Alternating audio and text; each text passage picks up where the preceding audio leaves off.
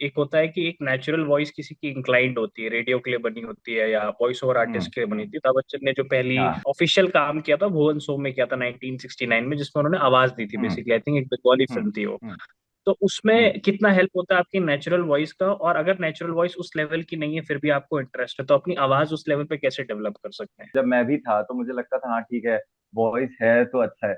जब आप जाते हैं तो पता चलता है वॉइस कहीं चौथे पांचवें नंबर पे आती है। आपको बाकी हम्म। सारी चीजों में काम करना होता है, जैसे डिक्शन हो गया, आपकी वोकेबुलरी हो गई। तो वॉइस तो नो डाउट जरूरी है, क्योंकि भाई वॉइस का ही सारा काम है। At the end of the day हम वॉइस ओवर आर्टिस्ट या वॉइस आर्टिस्ट ही हैं।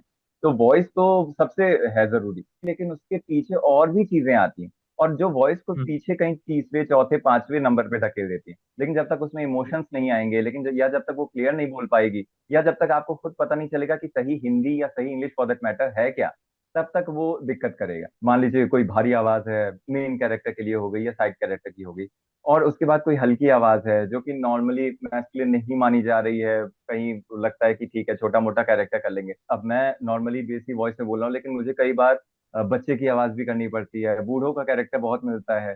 तो वो चीज आपको अगर आप डेवलप कर लोगे तो आप ही की मार्केटेबिलिटी बढ़ती है।